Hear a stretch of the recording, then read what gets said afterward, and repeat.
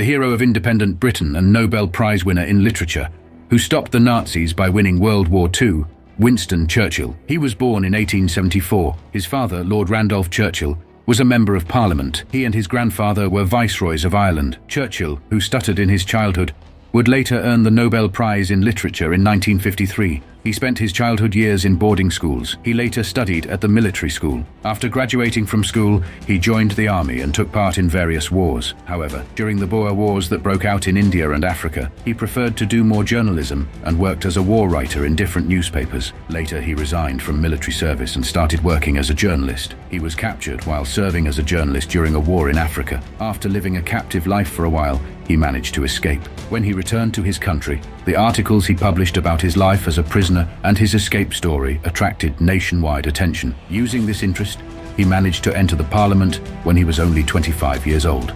After a while, he had disagreements with the government, leading to his resignation. He served in the military for a short time and participated in World War I.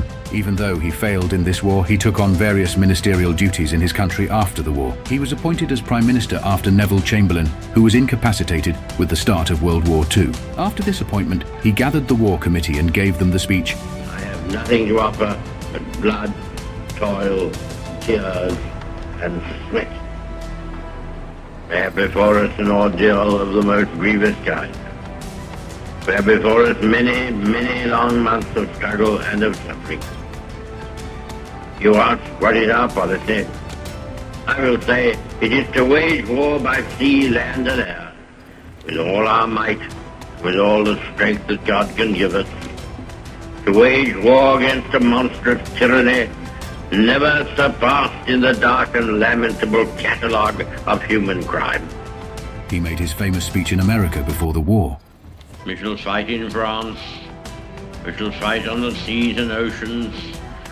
We shall fight with growing confidence and growing strength in the air. We shall defend our island, whatever the cost may be. We shall fight on the beaches. We shall fight on the landing grounds. We shall fight in the fields and in the streets. We shall fight in the hills.